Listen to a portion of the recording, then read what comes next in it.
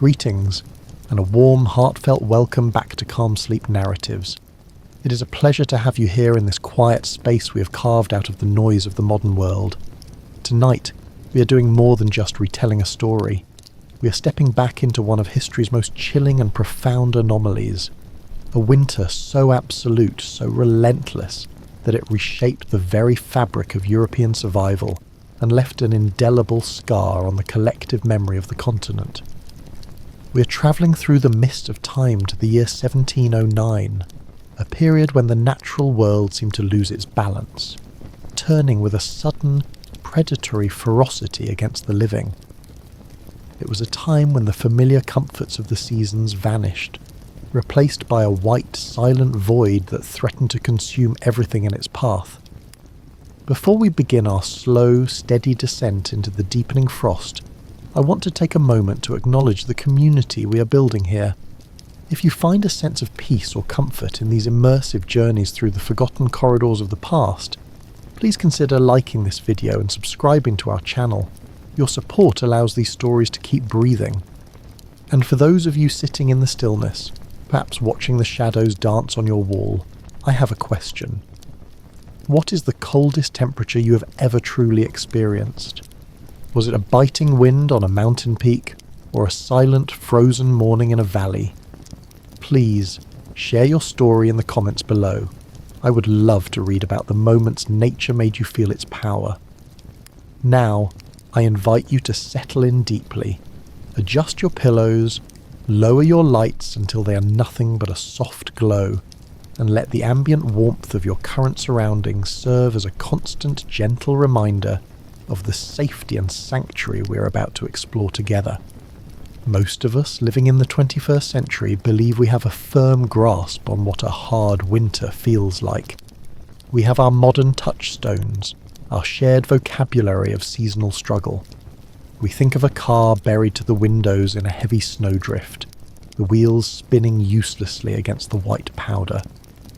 We recall the rhythmic metallic scraping of a plastic shovel against a driveway, or the harsh sound of ice being chipped off a windshield in the pre-dawn dark. Perhaps we think of a significant power outage, those few shivering days where the house grows quiet and the breath becomes visible indoors, until the grid finally hums back to life and the furnace roars with artificial heat. But what descended upon the European continent in the first days of January 1709 was not merely a difficult season. It was not a collection of snowy days or a string of cold nights. It was, in every sense of the word, a siege. It was a planetary scale assault on the biological limits of the human form and the structural integrity of the natural world. During that year, a thermal anomaly of such staggering proportions slammed into the land that it broke the traditional understanding of weather. This event, now recorded by historians and climatologists as the Great Frost, arrived with a singular, concentrated violence that defied logic. The accounts from that time describe a cold so instantaneous and so sharp that it reportedly froze birds in mid-flight. Imagine the scene: a robin or a thrush attempting to find shelter, its tiny heart stopping mid-beat as the very moisture on its wings crystallized into leaden ice, pulling it from the sky like a falling stone. This was a cold that did not just chill the skin, it reached into the marrow. It turned the Mediterranean Sea, that vast, sun-drenched basin defined by salt, ancient trade routes, and the warmth of the southern sun, into a jagged, unyielding sheet of ice. Harbours that had seen nothing but liquid blue for centuries were suddenly locked in a crystalline grip, trapping ships in place as the water turned to stone beneath their hulls. This is not a myth whispered by grandmothers to keep children from wandering too far into the woods. This is not a piece of folklore designed to heighten the atmosphere of a campfire story. This is a terrifying, documented reality verified by the journals of kings, the ledgers of merchants, and the desperate scrawls of parish priests. We have records of the very ink freezing inside the well, as a writer attempted to record their thoughts, the liquid turning to a dark slush before it could even meet the paper. In 1709, the world became a brittle, fragile place. Trees did not just die, they exploded. The sap within the trunks of ancient oaks froze and expanded with such force that the wood split apart with the sound of a gunshot ringing out through the frozen woods. People huddled in their homes, listening to the world crack and shatter outside. In those desperate months, the only thing standing between your pulse and a deep molecular cold, a cold that sought to turn your very blood into shards of glass, was a single, thick stone wall and the flickering amber glow of a dying fire. Tonight, as we sit in the safety of the present, we look back at those who stood on the edge of that abyss and wondered if the spring would ever return. Right now, I am guessing you're remarkably comfortable. You're likely nestled deep under the comforting weight of a thick duvet or a plush wool blanket, feeling the gentle heat radiating through your home. Perhaps if you listen closely, you can hear the faint mechanical heartbeat of a modern thermostat, a silent guardian keeping your air at a steady, unchanging 70 degrees, regardless of the chaos outside. That safety, that total modern assurance of thermal stability, is a psychological luxury, an illusion of control that we're about to strip away layer by layer. Because to truly grasp the magnitude of the Great Frost of 1709, you have to leave every convenience of the 21st century behind. You have to forget the existence of synthetic, moisture-wicking fabrics, the insulation of a double-paned glass, and the quiet promise of a fully stocked grocery store waiting just around the corner. Tonight, we are painstakingly reconstructing the survival of a single, humble household in the rural French countryside, a place where the stone walls are thin, the hearth is the only heart of the home, and the land dictates the absolute terms of your existence. It is the late afternoon of January 5th. The day began not with a warning, but with a deceptive lingering rain, a typical damp winter grey that felt heavy and exhausting. All morning, a relentless drizzle soaked into the ancient yellowed thatch of the roof, sending tiny rivulets of cold water down the stone exterior. It turned the footpaths and the communal village roads into a treacherous sludge of dark, thick mud that clung to your clogs and weighed down your hem. The air was heavy, stagnant and thick with the scent of wet sheep's wool, damp, and the pungent, sour smell of wood smoke hanging low under the cloud cover. There was no hint of the catastrophe to come. There was only the familiar rhythmic misery of a wet winter. But as the sun begins to set, casting a bruised pale light across the fields, the atmosphere shifts with a suddenness that feels deeply unnatural, almost predatory. The transition is violent. The clouds above are not gently dispersed. They are torn away, shredded by a biting, high-altitude northern wind that screams down from the Arctic with an invisible weight. The barometric pressure shifts with a sudden force that makes your ears pop, pulling the last remaining traces of warmth out of the valley, as if the earth itself were exhaling. The temperature doesn't just drop in a steady curve, it plummets, shedding degrees like a heavy stone dropped into a well. In a matter of mere hours, the entire world undergoes a terrifying, crystalline phase shift. The landscape transforms before your very eyes into something alien and hostile. That wet mud, which only hours ago was a pliable liquid nuisance that clung to your boots, freezes so rapidly that it turns into iron-hard permafrost.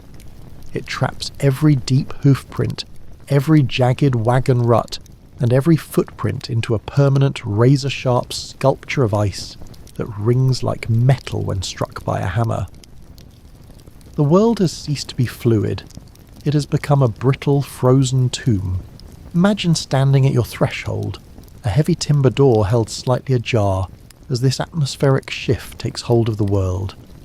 You watch the shallow puddles in the yard, only moments ago rippling and dancing under the impact of the afternoon raindrops, and you see them suddenly go still, as if a hand has been placed upon the water to quiet it. A thin, delicate, crystalline film races across the surface from the edges inward, spreading like a spiderweb of frost, turning the liquid into a dull, matte grey glass. You hear a sound you have never heard before, the sound of the earth locking itself. It is a terrifying symphony of micro-cracks, a subtle tectonic groaning that seems to rise from the very bedrock as the moisture deep within the soil expands, petrifies, and hardens into something resembling granite. Every blade of grass, once limp and green, becomes a tiny, brittle spear of ice that shatters under the slightest pressure. The air around you becomes so sharp and desiccated that it feels like inhaling 1,000 microscopic needles. Every breath you draw into your lungs is no longer life-giving warmth. It is a thief that steals the heat directly from your core, and you feel the moisture in your own nostrils begin to prickle and stiffen as tiny crystals of ice form within your nose. As you retreat and bar the door, the change is felt through the very bones of the cottage. In any other winter, these thick stone walls acted as a thermal battery, soaking up the warmth of the day and radiating it back during the night. But tonight, that battery is being drained by the absolute void that has settled over the valley. You can feel the cold radiating off the walls, not as a gentle draught or a wandering breeze, but as an active, heavy, and malevolent presence. It is an invisible weight, a physical density that settles in the dark corners of the room and begins to slowly, relentlessly push back the flickering orange warmth of the hearth. The heat from your fire, which usually fills the room, now feels trapped, huddled close to the embers as if the flames themselves are afraid of the dark. You reach for your inkwell on the small wooden table, perhaps driven by a primal need to record the strangeness of this evening, to document the way the world seems to be ending in a shroud of white. But as you dip your quill, there is no soft splash of liquid. Instead, the nib meets a solid, unyielding surface with a dry, hollow click. The dark indigo liquid has turned into a solid plug of black ice in the span of an hour. This is the molecular cold we spoke of, a temperature so profound and absolute that it halts the vibrating movement of molecules, arresting the very flow of life and chemistry. Outside, the world has fallen into a silence so deep it feels like the earth has stopped rotating. There is no wind now, no rustle of trees, no movement of animals. There is only you, the fading light of a candle, and the realization that the world outside your door has become a frozen vacuum, indifferent to the pulse of your heart. The birds in the trees, which were seeking a simple shelter from the relentless soaking rain of the morning, are suddenly and tragically caught in this lethal thermal trap.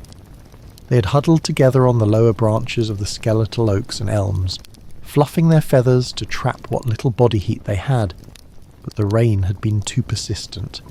Their delicate feathers, soaked through by the afternoon's heavy drizzle, provide no insulation once the temperature begins its sharp downward spiral. Instead of acting as a shield, the water trapped against their skin becomes a conductor for the void. In a matter of minutes, the moisture within their plumage crystallizes, encasing their small, fragile bodies in a rigid suit of armor made of ice. They do not die of hunger or age. They die of a sudden structural failure of life. They fall from the branches not as living, soft things of the air, but as heavy, frozen stones. The sound of their impact on the newly formed permafrost is a dull, brittle thud, a hollow porcelain clatter that echoes with a haunting clarity in the new terrifying silence of the woods. You stand there, paralyzed, hearing the clink-clink of life shattering against the ground, and you realize with a sinking leaden feeling in your chest that the fundamental rules of the world have changed in the span of a single evening. The hierarchy of nature has been overturned. The predator is no longer the wolf lurking in the dark undergrowth. The predator is the very air you're breathing. The atmosphere has turned into a weapon, and it is firing from every direction at once. As you step back and finally latch the heavy wooden door, the timber feels different beneath your hand. The wood feels strangely brittle, almost glassy, as if the fibres of the oak might shatter like crystal under the immense pressure of the contracting cold. The metal of the latch burns your skin with a dry, searing heat, the paradoxical burn of extreme sub-zero temperatures. You move toward the fire, your eyes fixed on the hearth. It is your only true ally now, your only tenuous link to the living world. But tonight, even the flames seem small, gasping, and dangerously fragile against the vast, encroaching darkness of the frost. The rain is gone, vanished, as if it never existed. The damp, humid air that clung to the walls just hours ago has been scrubbed away, replaced by a dryness so absolute it makes your skin itch and your eyes ache. There is no more mud, no more slush, no more movement. There is only the iron, unyielding grip of the great frost, and the long, shivering night that has only just begun to exert its will upon the land. You're staring into a darkness that is not merely the absence of light, but the absence of heat, the absence of vibration, and the absence of hope. You are about to spend the winter here, confined within these four walls of rough-hewn stone and hand-carved timber. But let us be absolutely clear. Let us strip away any romantic notions of cosy nights by the fire. This is not a vacation. This is not a quaint pastoral retreat into a simpler time that we often imagine in our modern daydreams. This is a brutal, agonizing battle of attrition against an implacable, invisible, and completely indifferent enemy. The cold of 1709 does not care about your comfort, nor does it care about the thickness of your blankets or the strength of your character. It does not care about your carefully laid plans for the spring planting, or the soft dreams you whisper to the dying embers of the fire to keep your spirits up. It is an active, sentient predator, a white beast crouching in the shadows just beyond the reach of the orange firelight, waiting with a patient, frozen hunger. It is waiting for that fire to die down to a grey ash. It is waiting for your vigilance to slip just enough, for your exhaustion to take hold, so that it can reach through the cracks in the stone, reach through the gaps in the floorboards, and reach into the very centre of your chest to still the beating of your heart. In this moment, the household is forced into a state of hypervigilance. You begin to notice the way the cold behaves like a fluid, pouring through the keyhole and under the door in invisible heavy streams.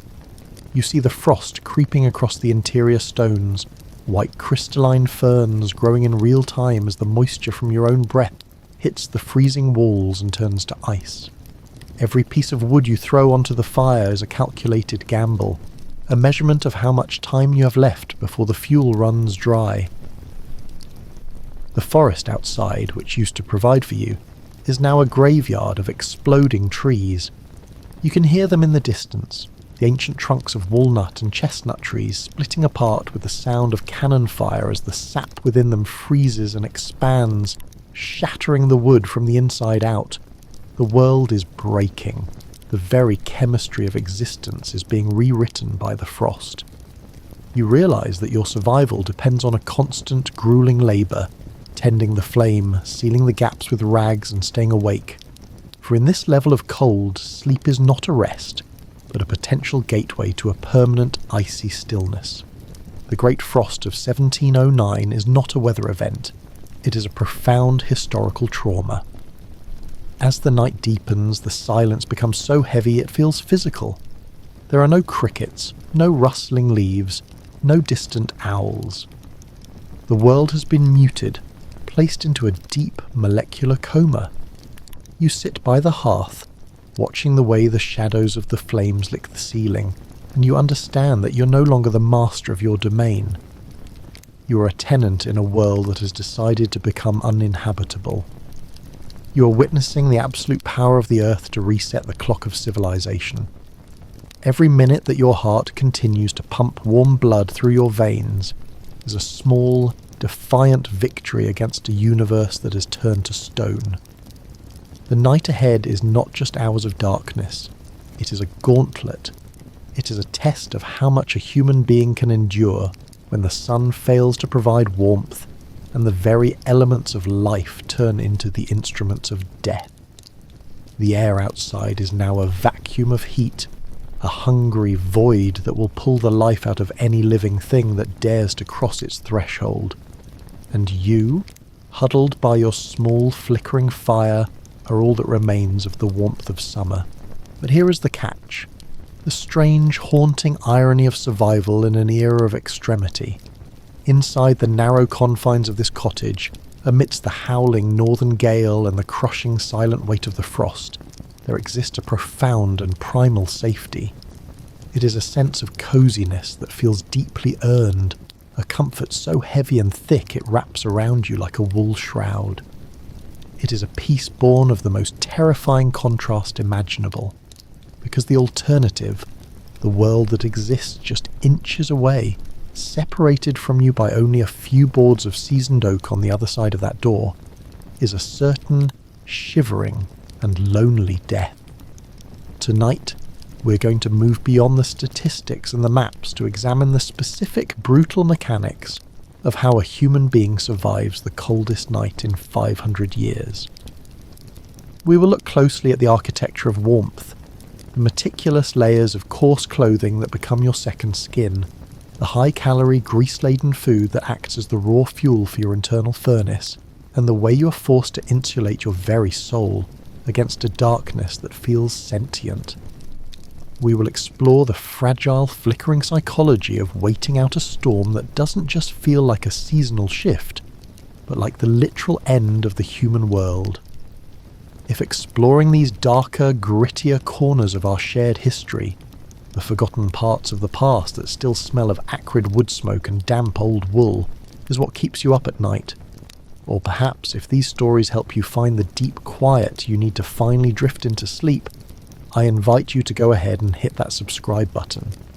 Here at Calm Sleep Narratives, we dig deep. We tunnel beneath the sterile surface of dates, names and treaties, and we descend into the lived, breathing experience of those who came before us, the people who stood in the same shadows we now study. The transition from a merely hard winter to a historic generational catastrophe began not with a visual change, but with a sound. The first thing you notice on the evening of January 6th isn't actually the sensation of the cold itself. By this point, your body has already adjusted to a baseline of constant aching misery. Your joints are stiff, your fingers are perpetually numb, and your reality has narrowed to the 3 feet of space around the hearth. No, the true herald of the disaster is the sound. Imagine sitting in the flickering dimness of your cottage as the heavy iron clock on the mantel ticks slowly toward midnight. The stone walls are thick and formidable, built by the calloused hands of your grandfather to endure for generations, but tonight, the world outside isn't just windy, it is screaming. The wind has reached a pitch so high and a pressure so intense that it sounds less like moving air and more like a physical, jagged object tearing through the fabric of the sky. It is a sound of structural failure, a relentless, shrieking thrum that vibrates in the marrow of your bones. To survive this, you cannot rely on the fire alone. You must become your own source of heat. You begin with the layers, not the soft, breathable fabrics of today, but heavy, scratchy linen shifts followed by vest after vest of boiled wool. You wrap your feet in strips of cloth, then hide them inside heavy leather boots stuffed with dry straw to create pockets of dead air. You're essentially building a cocoon around your pulse, but even this is not enough. Your body is a machine that is rapidly burning through its reserves just to keep your blood liquid. Dinner tonight is not a matter of taste, it is a matter of chemical necessity. You consume thick, grey porridge, enriched with massive amounts of rendered lard and salt pork, grease that coats your throat and provides the dense, slow-burning calories your metabolism requires to fight off the thermal vacuum outside. You eat until you are heavy, until your stomach feels like a warm stone in your gut, providing a temporary shield against the creeping frost that is already beginning to turn the water in your wash basin into a solid, white puck. As the hours of the night stretch on, the mental toll of the great frost begins to manifest. In the modern world, we're used to the idea that the sun will rise and the world will eventually warm. But in 1709, as the temperature continues to drop into depths never before recorded, a terrifying thought begins to take root in the back of your mind. What if the spring never comes? What if the laws of nature have permanently shifted and the world is simply breaking? You listen to the frost quakes outside, the sound of the earth literally splitting open as the moisture in the deep soil freezes and expands, creating thunderous cracks that shake the foundation of your home. You huddle closer to the embers, watching the frost creep higher up the interior of the door, inch by agonizing inch. You're in a battle of attrition. Every breath you take is a small, warm defiance against a universe that has turned into an ice tomb. You realize that your only job, your only purpose for the next 12 hours is to simply continue existing. You are the guardian of a tiny, fragile spark of life in a world that has suddenly decided it no longer wants to be inhabited. The historical accounts preserved from the Le Grand Hiver of 1709 do not describe the quiet, soft snowfall we often associate with a winter's night. Instead, they recount a phenomenon that sounded like the onset of a total apocalyptic war. As you huddle by your hearth, the only source of light and life in a room that is slowly losing its battle with the elements, you don't hear the wind. You hear a series of sharp, violent and rhythmic cracks echoing through the absolute darkness outside. These sounds were not subtle, they were thunderous, booming across the frozen valleys like the concentrated report of the heavy artillery or the synchronized discharge of 1,000 muskets in a frantic volley. But there was no army marching through the woods that night. There were no soldiers, no cannons, and no human conflict. This was the sound of the natural world itself suffering a catastrophic structural failure. It was the sound of the earth buckling under a cold so extreme it was rewriting the laws of biology. To understand the terror of that night, we must think about the delicate hidden physics occurring within those ancient forests. Inside the towering, centuries-old oaks and the prize walnut trees, giants that had stood through 100 years of storms, droughts and seasons. A silent, deadly process was unfolding. Despite the winter, the sap was still present, tucked deep away in the vascular heart of the wood, the very lifelines that carry nutrients from the roots to the crown. As the temperature plummeted toward a staggering 30 degrees below zero, that sap didn't merely chill, it didn't slowly thicken into a sluggish syrup. Because of the sheer velocity of the temperature drop, that sap froze almost instantly. This is where the physics of the Great Frost becomes truly violent. We know that water expands by nearly 10% when it transitions from a liquid state to a solid state. In a normal winter, the gradual cooling allows a tree to adapt, to move moisture, or to withstand the slow expansion. But in 1709 there was no time for adaptation. Because the frozen outer bark of the tree had already become a rigid, unyielding and brittle cage of ice, the expanding sap inside the trunk had nowhere to go. It was an irresistible force meeting an immovable object. The internal pressure within the trunks reached a mechanical breaking point that the wood simply could not contain. The internal energy, built up by the expanding ice, had no exit. The result was a series of violent, explosive expansions. The trunks of these ancient trees were literally exploding from the inside out. They weren't just splitting, they were detonating.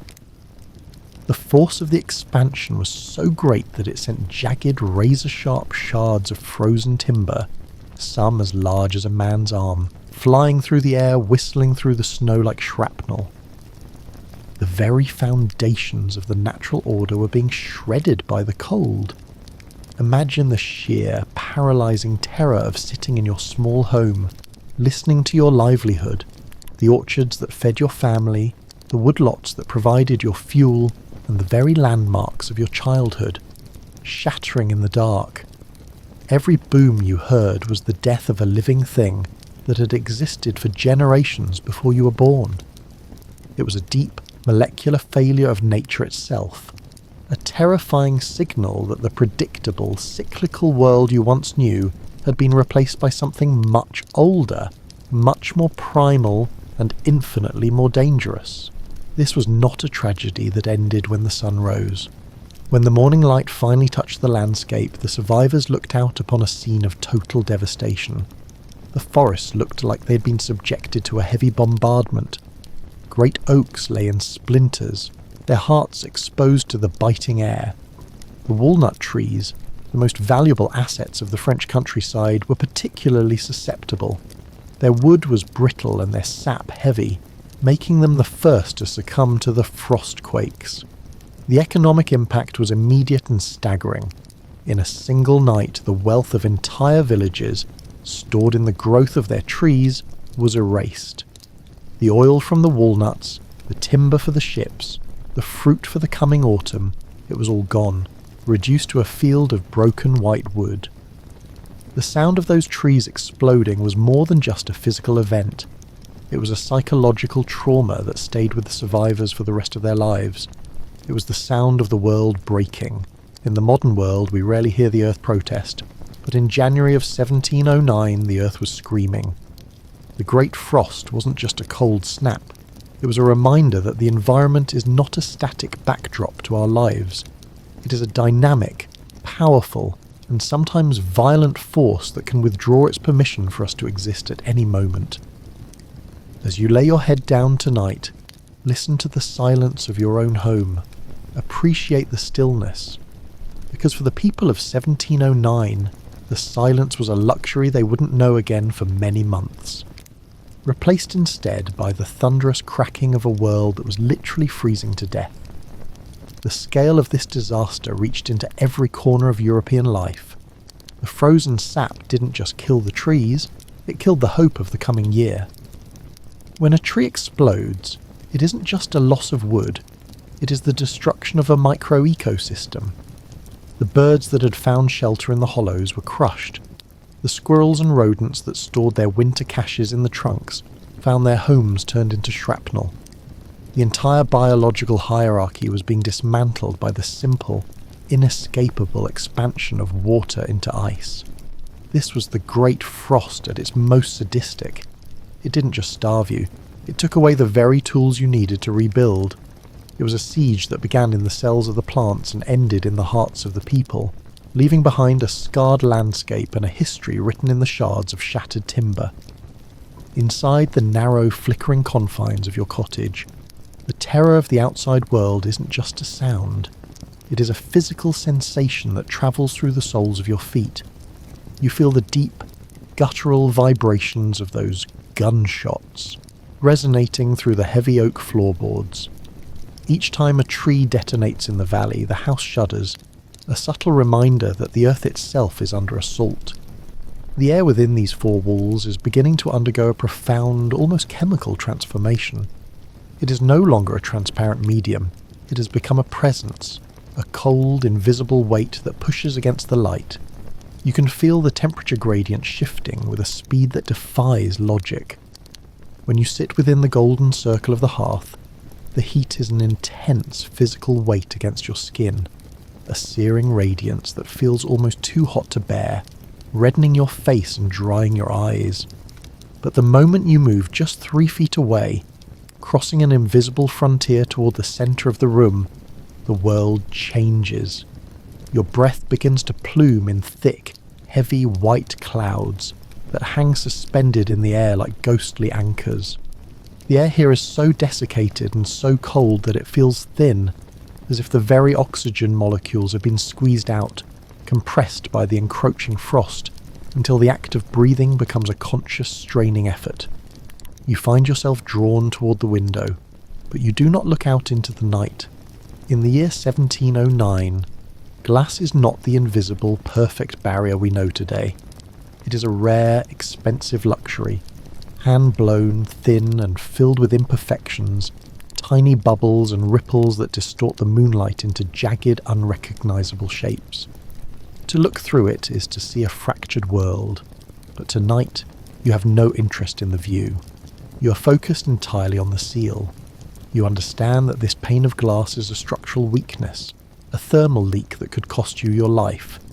You take a heavy, multi-layered wool blanket, a family heirloom that has seen generations of births and deaths, and you do not gently hang it.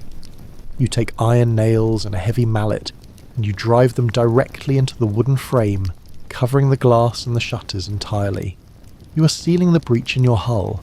You move through the room with a desperate focused energy, inspecting every gap in the chinking between the stones and every micro-crack in the aging lime mortar. To the great frost, these are not mere cracks. They are open wounds, holes in the hull of a ship sinking in a frozen sea. If you allow the cold to establish a foothold, if you let that blue molecular stillness settle into the corners of the room, it will never leave. It will grow like a parasite, sucking the life out of the air until the hearth itself can no longer fight back. Outside, the Tramontane, the legendary north wind of the French countryside, has ascended to a catastrophic degree of power. It is no longer a wind in the meteorological sense. It has become a high-velocity vacuum. It shrieks across the landscape, stripping the residual heat from the outer stones of your cottage with a terrifying efficiency. It searches for any thermal signature, any hint of warmth, and it tears it away into the void.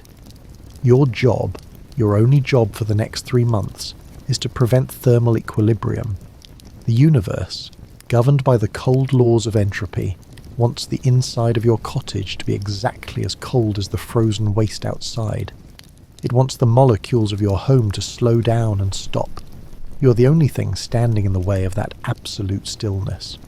You turn back to the fire, but you do not approach it with the casualness of a modern homeowner. You build the fire up with a grim, calculated intelligence. You're not interested in a roaring, wasteful blaze that sends all its energy up the chimney in a display of orange vanity. You're an architect of heat. You're building a slow, banking fire designed for endurance. You carefully select your fuel, treating each piece of wood like a precious ingot of gold. You start with a base of heavy, seasoned oak, dense wood that holds a deep internal heat. You layer in blocks of dark, pungent peat, which smoulders with a low, persistent intensity. And if you're lucky, you add a few precious, obsidian-like lumps of coal, saved for exactly this kind of existential emergency. You aren't just trying to warm the air, you're trying to create thermal mass. Survival. Insight. In a survival situation involving extreme cold, air is a poor insulator. The goal of a survivor is to heat the objects around them, the stones, the floor, the furniture, so they can act as a battery that persists even when the flame dips. You need to turn the massive masonry of the hearth into a thermal battery, a glowing, radiant heart of stone that stores warmth deep within its molecular structure. You want that stone to become so saturated with heat that it radiates warmth back into your bones long after the last flickering flame has died down to a bed of pulsing white-hot embers. This is the science of the siege. Every calorie of heat must be hoarded, every draught must be fought, and every hour of the night must be survived with a watchful, unblinking eye on the fire. You're no longer a farmer, a father, or a citizen of France. You're a sentry guarding the last warm place on Earth. As the hours of the night grind on, the physiological effects of this environment begin to manifest. Your body is working at a level of metabolic intensity it has never known. Even as you sit still, your heart is racing, pumping thick, cold, sluggish blood to your extremities. You feel a strange, paradoxical thirst. The air is so dry that it leaches the moisture from your skin and throat with every breath. You find yourself sipping on warmed cider or a thin broth, not for the flavour, but to keep your internal systems from seizing.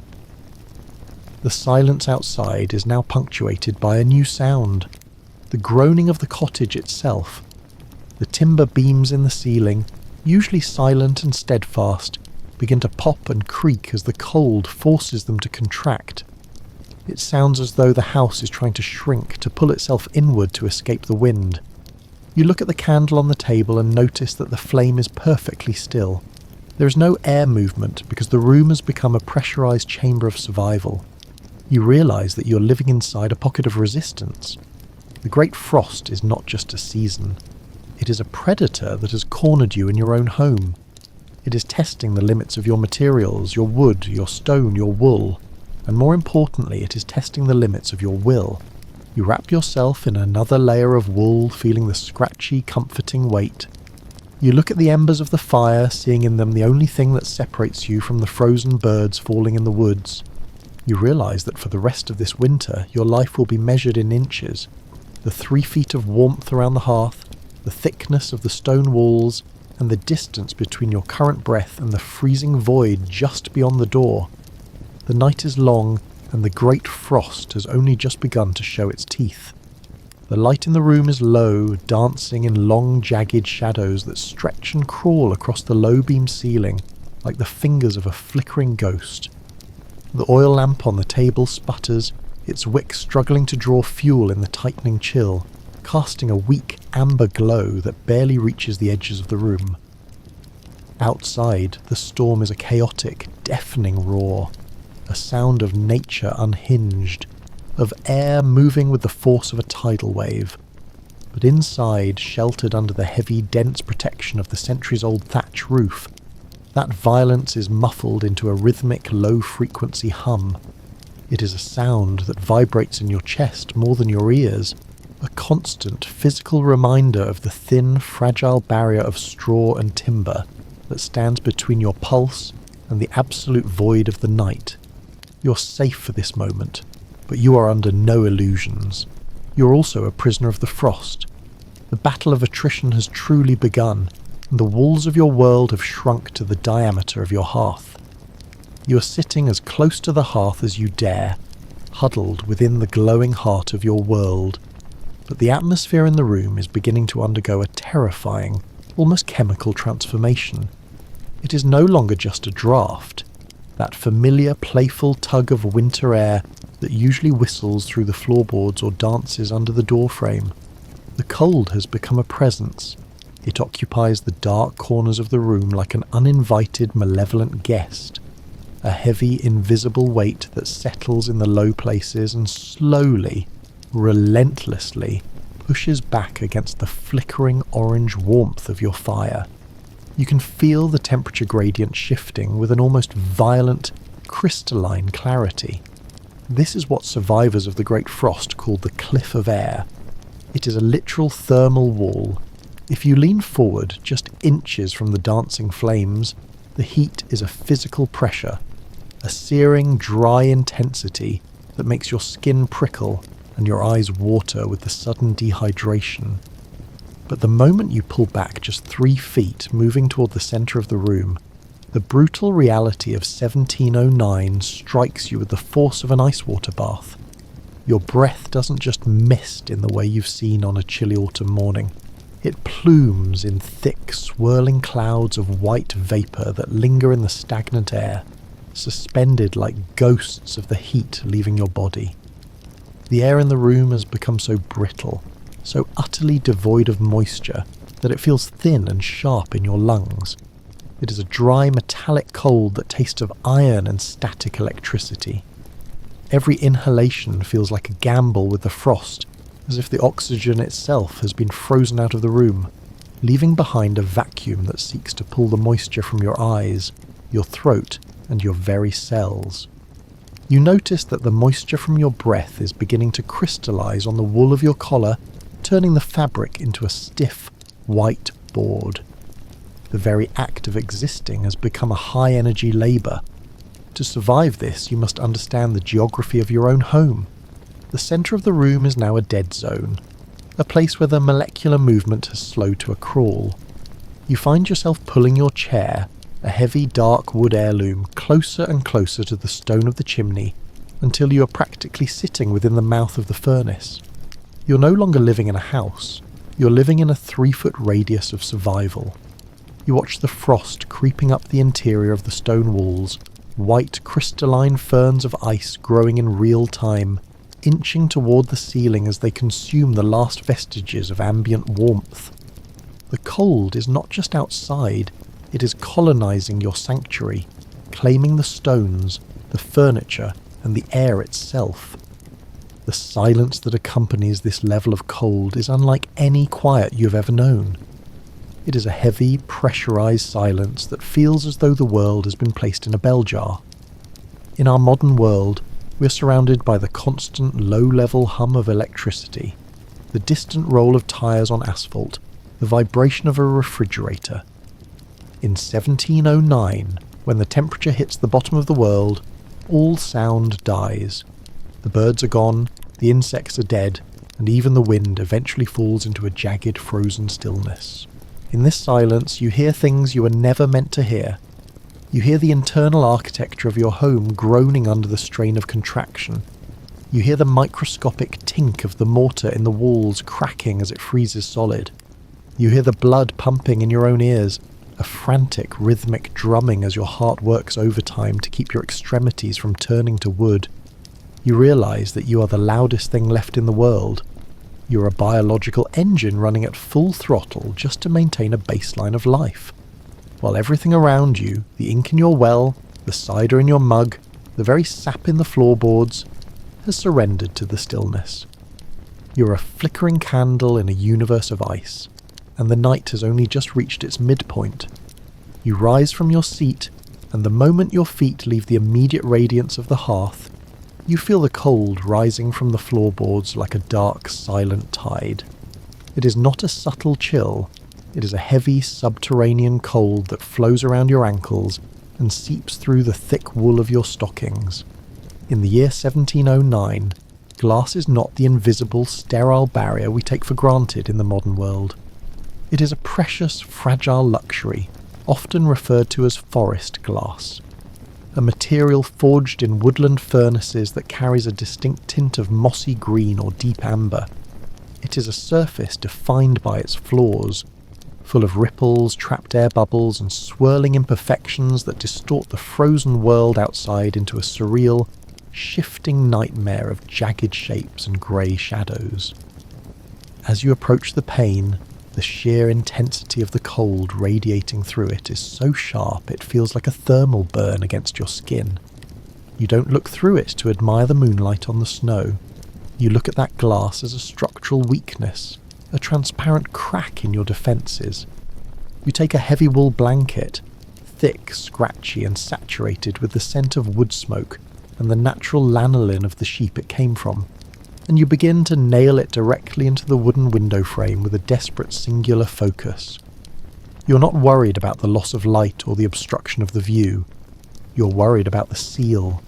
You hammer the iron nails home, the sound of the strikes falling flat and dead in the freezing, desiccated air, until the heavy fabric is stretched taut against the timber.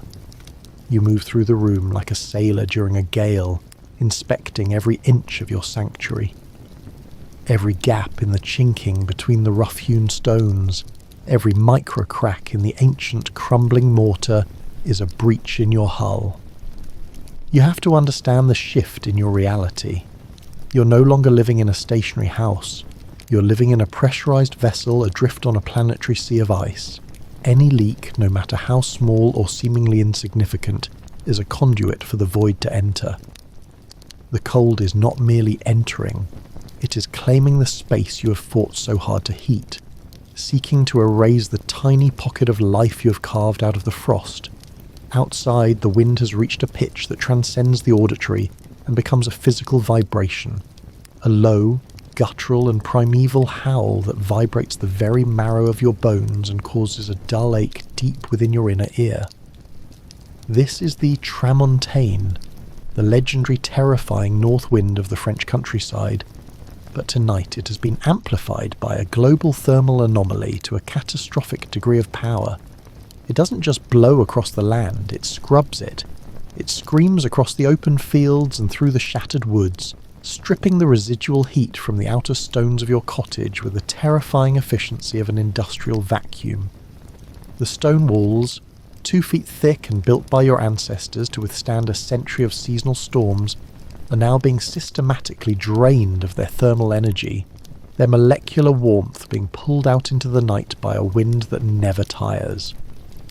The cold is an active, predatory and entropic force. It is relentlessly trying to reach inside and achieve equilibrium, the natural state where the temperature of your small, flickering circle of life matches the infinite frozen dark of the entire European continent. Your job, your only purpose for the next 3 months of this siege, is to prevent that equilibrium from occurring. You're a biological rebel. To survive is to remain a stubborn, defiant anomaly of heat in a world that has gone suddenly, terrifyingly, and permanently cold. As you finish sealing the window, you realise that the silence inside the room has changed. By blocking the glass, you have muted the visual chaos, but the auditory pressure of the wind hitting the blanket makes the fabric thrum like a drumhead. You look at the candle on the table and see that the flame is now perfectly vertical, a tiny, steady spear of light. You have succeeded in stopping the drafts, but you have also created a tomb-like stillness. The room is now a battleground of thermodynamics.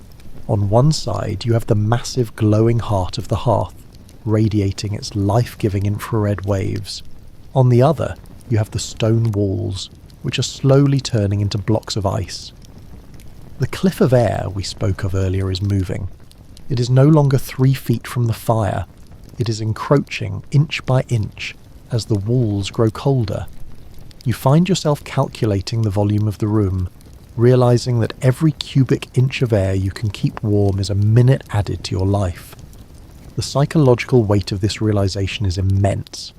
You're not just fighting the weather, you're fighting the very laws of the universe. In the modern world, we think of cold as an absence of heat, a passive state. But in 1709, you experience cold as a positive, aggressive substance. It feels thick, like a gas that wants to fill every void. You look at your hands, already red and chapped despite the proximity to the fire, and you understand that your body is a furnace that is running out of fuel. You must eat, you must burn, and you must stay awake. To sleep deeply in this level of cold is to risk the sweet slumber, the point where your core temperature drops just enough that your brain begins to shut down, replaced by a deceptive, terminal feeling of warmth. You shake yourself awake, move back to the fire, and prepare to feed the flames once more. You are the sentry. You're the last line of defense between the human spirit and the absolute zero of the great frost. You return to the hearth with a focused, measured stride, knowing that your next few actions will determine the fate of the household. You must be smarter than the storm, more patient than the wind. A roaring, leaping blaze, while tempting to the shivering soul, is the fatal mistake of the desperate.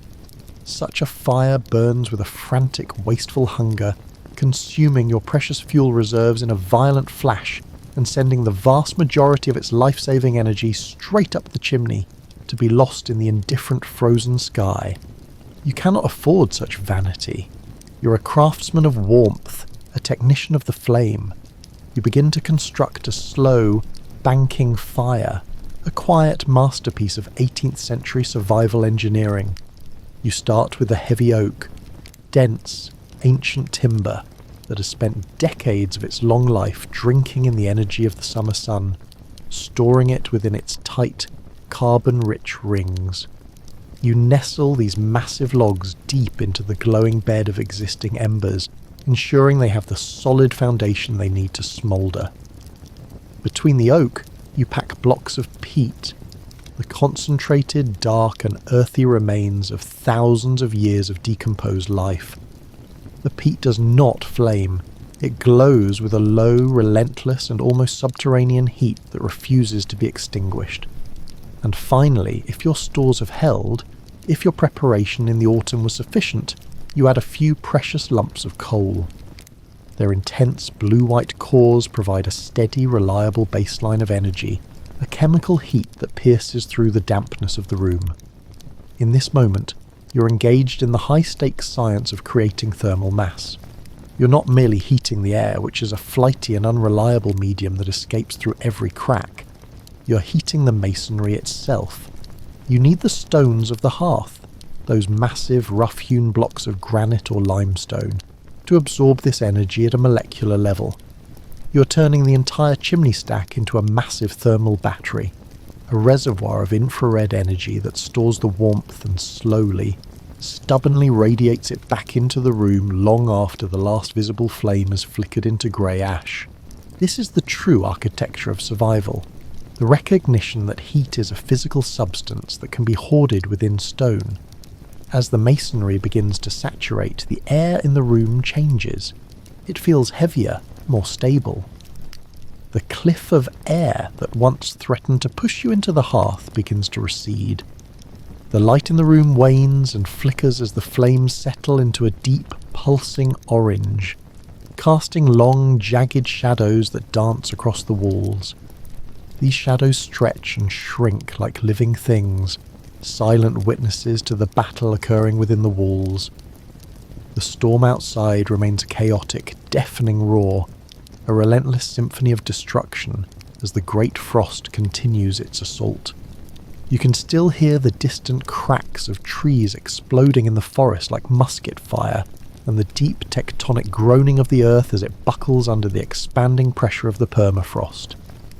But inside, beneath the heavy, deep and insulating protection of the thatch roof, that sound is fundamentally transformed.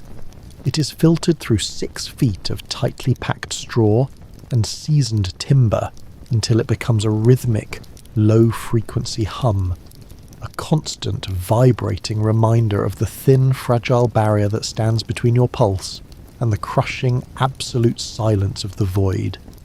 The thatch, which in the summer smells of sun-dried grass, now acts as a massive thermal blanket, trapping the rising heat and keeping it from escaping into the night. You sit back, finally feeling the radiant heat beginning to seep through your many layers of wool and into the very stones at your back. You can feel the warmth vibrating through your spine, a physical sensation of safety. You're no longer just a victim of the weather. You are the architect of your own sanctuary. You have manipulated the materials of the earth, wood, peat, stone, and wool, to create a microclimate that defies the laws of the century. As the midnight hour passes, you realise that you have successfully held the equilibrium at bay. The inside of your cottage remains a warm anomaly in a continent that has turned to iron. But this is a victory that must be won again every hour. You cannot simply go to sleep and trust the world to remain warm. You must stay in a state of restful vigilance. You listen for the change in the wind, for the sound of a new crack in the door, or for the telltale hiss of a cooling fire. The psychology of 1709 is one of extreme focus. Your world has shrunk to the size of a single room, but within that room, every object has gained a heightened significance. The iron kettle, the wool blanket, the heavy oak chair, they are all your allies now. You watch the frost on the far wall, noting that it has stopped its upward climb. For now, the battle is a stalemate. You are a living, breathing testament to human ingenuity and the primal will to endure. You sit in the dim, pulsing light of the embers, a sentry at the edge of the world, waiting for the first pale, frozen light of a dawn that seems a lifetime away. We have only just begun to peel back the heavy, frozen layers of this winter, and yet we are already standing at the precipice of a historical void. There are deeper, more harrowing layers to this frost, secrets held within the very crystalline structure of the ice, and the porous stone walls of 1709 that have yet to be revealed. If you have the fortitude to see how the rest of this household fares as the days turn into weeks, and the weeks into months of white, silent siege, then we will continue this reconstruction together in the next part of our journey. But for this moment, in the stillness of your own room, stay near the light and stay as warm as the modern world allows. Let's talk about the gear, the physical barriers that stood between a human pulse and the absolute zero of the French countryside. In the grip of 1709, survival was not a matter of style, fashion or vanity. It was an engineering project of the human body. To endure the great frost, you had to fundamentally understand that your clothing was not just a covering.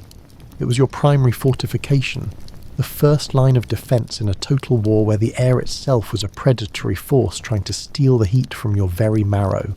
You didn't just walk into this winter wearing a single simple garment. The survival strategy of the era was built on an ancient, sophisticated system of layering that had been perfected over centuries of agrarian life. It begins with the foundation, the layer closest to your skin, your pulse, and your life force, the linen shift. As you pull the heavy, long-sleeved shirt over your head in the dim light of the hearth, the fabric feels shockingly, painfully cold at first, almost like a second skin made of frost. This is your base layer, woven from the tough, unyielding fibres of the flax plant. Its purpose is singular and absolutely vital to your continued existence: moisture management. In the 18th century, they may not have used the modern technical term wicking, but every peasant, merchant and aristocrat understood the lethal, treacherous nature of dampness in a deep freeze. If you were to step outside to chop wood or haul heavy buckets of water from a frozen well, and you allowed your own sweat to saturate your clothing, you were signing your own death warrant. That moisture, once trapped against the skin, would eventually turn into a high-speed conductive bridge for the cold, pulling the heat from your core with a terrifying mechanical speed. Linen, with its unique structural properties, absorbs that moisture and holds it away from your skin, acting as a silent, coarse sentinel against the dampness of your own exertion. But the linen is only the beginning. Above this foundation, you begin to build your armour. You pull on a heavy waistcoat made of frieze, a type of coarse, tufted wool that has been agitated until it is thick and weather-resistant. Then comes the doublet, and finally, the greatcoat. By the time you're fully dressed, you have added 3 to 4 inches of dead air space around your torso. This is the architecture of the void in reverse. You're creating a series of chambers, each one slightly warmer than the last, trapping the precious calories produced by your metabolism and forcing them to stay near your heart. Every button you fasten, every scrap of cloth you wrap around your neck is a tactical decision in a battle for survival. You're no longer a person. You're a pressurized, insulated vessel of warmth, fighting to maintain your internal 98 degrees against a world that has plunged to 30 below. In 1709, you learn very quickly that the cold is a strategist. It attacks the frontiers first. Your fingers and toes are the outposts of your empire, and they are the first to be abandoned by a body in survival mode. To protect them, you don't just wear boots. You wrap your feet in multiple layers of wool rags, then step into heavy leather clogs that have been stuffed with dry insulating straw. The straw creates thousands of tiny pockets of air, a primitive but effective form of insulation that keeps the iron-hard ground from leaching the heat through the soles of your feet. Your hands are tucked into mittens of boiled wool, fabric that has been shrunk and matted until it is nearly windproof. You realise that in this winter, the loss of a finger to frostbite isn't just a medical emergency, it's a loss of utility. A man who cannot grip an axe or a woman who cannot tend a fire is a person who cannot survive the great frost. Every layer of gear is a testament to the human refusal to be extinguished. You stand by the door, bundled until your movements are stiff and heavy, looking like a creature of fabric and wool rather than a creature of flesh. You're ready to face the air, but you do so with a grim understanding. The gear can only buy you time. The real battle is still fought in the hearth and in the mind. Over the foundation of linen you pull on the heavy, scratchy weight of history itself, the wool. This is not the soft, treated cashmere, the delicate merino, or the synthetic fleece of the modern world. This is raw, dense, lanolin-rich wool, harvested from the same rugged, windswept hills that you walk every day. It is a material that feels substantial, a garment that anchors you to the floor with its sheer mass, reminding you with every movement that you're carrying a shield. As the fibres begin to capture and hold the heat radiating from your skin, the fabric undergoes a transformation. It warms, and in doing so it releases a pungent, earthy scent, a deep, complex aroma of the living animal it came from, mingled with the faint, persistent ghost of wood smoke that has permeated every thread in your home. This lanolin, the natural waxy oil secreted by the sheep to protect it from the mountain mists, is the wool's secret weapon in the war against the Great Frost. It makes the fibre naturally hydrophobic, meaning it possesses a primal ability to repel water on a molecular level. In the winter of 1709, this property is not a luxury, it is a necessity for survival. Even if a sudden, violent draught through the doorframe brings in a flurry of fine, crystalline snow, or if the ancient thatch roof above your head leaks a single, treacherous, icy drop of condensation, the wool remains unbothered. It does not collapse or lose its integrity. Instead, it continues to perform its ancient duty, trapping millions of tiny microscopic pockets of air within its crimped, interlocking fibres. This dead air is the most effective insulation known to your world. It creates a thermal buffer, a static zone of warmth that remains stagnant even when the air outside your cottage is moving with a velocity that feels like it's trying to freeze the very marrow of your bones. The scratchiness of the wool, which might seem like an irritation in a time of plenty, becomes a profound comfort in the heart of a catastrophe. It is a constant, prickly and tactile reminder of the physical barrier you have placed between your vulnerable flesh and the absolute void of the winter. It stimulates the skin, keeping the blood moving in the capillaries, and serves as a rhythmic assurance that you are still shielded. You feel the weight of the wool on your shoulders as a protective embrace, a heavy armour forged from the survival of another species, now repurposed to ensure your own. In the 18th century, the processing of this wool was a labour of months. You remember the shearing in the spring, the washing of the fleeces in the cold creek, and the endless hours your mother and sisters spent carding the fibres into long silver rolls.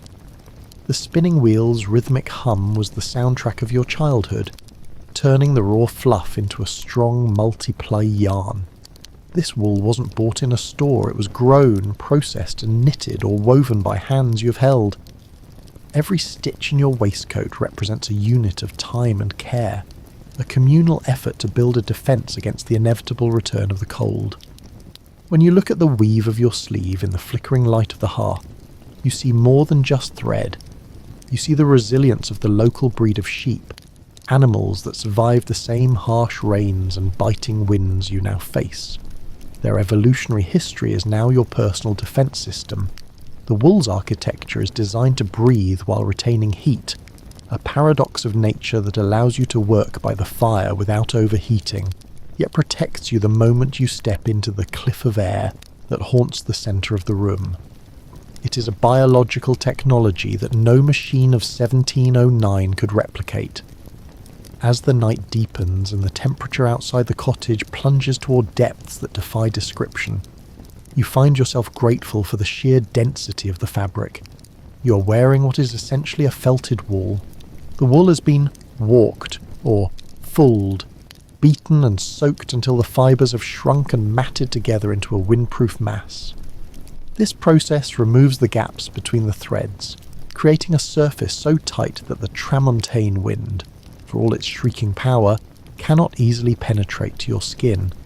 You're a fortress of fibre. But the wool does more than just stop the wind. It manages the humidity of your internal environment. Even as you sit still, your body is constantly releasing invisible vapours of moisture. In synthetic fabrics, this would condense and chill you. But wool is hygroscopic. It can absorb up to 30% of its own weight in moisture without feeling damp to the touch. It draws the humidity into the core of the fibre, keeping the air pockets next to your skin dry and warm. It is a living, breathing regulator of your personal climate.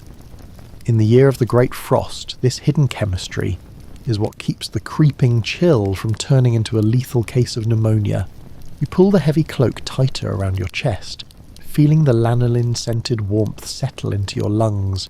The scratchy collar rubs against your neck, a coarse but welcome sensation. It tells you that you are still here, you are still warm, you are still fighting. The wool is the heritage of your people, a material that has seen more winters than the oldest man in the village.